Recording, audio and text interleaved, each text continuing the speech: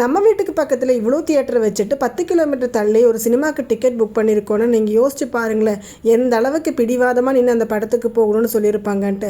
வேறு எந்த படமும் இல்லைங்க, ஸ்பைடர்மேன் படம் தான். வந்ததுலேருந்தே ஒரே அடமெண்ட் என்னை கூட்டிகிட்டு போங்கன்ட்டு. ஒரு ஆள் சொல்லியிருந்தால் பரவாயில்ல, 2 பேர் ஒட்டுக்கா நின்றுட்டு எங்களை கூட்டிகிட்டு போங்கன்னு சொல்கிறாங்க.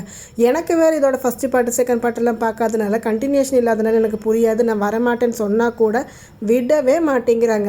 என்னதான் இந்த படத்தில் இவ்வளோ இருக்குன்ட்டு போய் பார்க்கலாமென்ட்டு நானும் போய் பார்த்தா, ஹவுஸ்ஃபுல்லாக இருக்கிற தியேட்டரில் சின்னவங்கலேருந்து பெரியவங்க வரைக்கும் ஸ்பைடர்மேன் படத்துக்காக விரும்பி பார்த்துட்டு இருக்காங்க. என்னடா இது எப்படி இருக்குன்ட்டு நானும் அந்த படம் ஃபுல்லாக பார்த்ததுக்கப்புறம் தான் தெரியுது இந்த படத்தில் எவ்வளோ ரசிக்கிற விதமாக இருக்குன்ட்டு.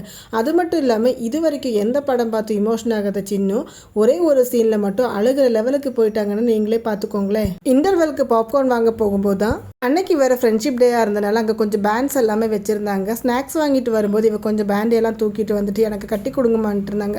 சரி, இன்டர்வல் டைமில் அவள் கையிலெல்லாம் கொஞ்சம் பேண்ட்ஸ் எல்லாம் கட்டி கொடுத்து அவள் திருப்பி எனக்கும் கட்டி கொடுத்துட்டு இருந்தாங்க. படம் முடிச்ச கையோட நேராக ஒரு ஃப்ரெண்டு வீட்டுக்கு ஒரு பர்த்டே ஃபங்க்ஷனுக்கு தான் போயிருந்தோம். அங்கே போய் கேக் கட்டிங் எல்லாம் முடிச்சு லஞ்ச் எல்லாம் முடிச்சதுக்கப்புறம் நேராக வீட்டுக்கு கிளம்பியாச்சு. அப்போ இந்த வீடியோ இவ்வளோ தாங்க. இந்த வீடியோ உங்களுக்கு பிடிச்சிருந்தா மறக்காமல் சப்ஸ்கிரைப் பண்ணுங்கள். ஓகேங்க, பை. நெக்ஸ்ட் வீடியோவில் பார்க்கலாம்.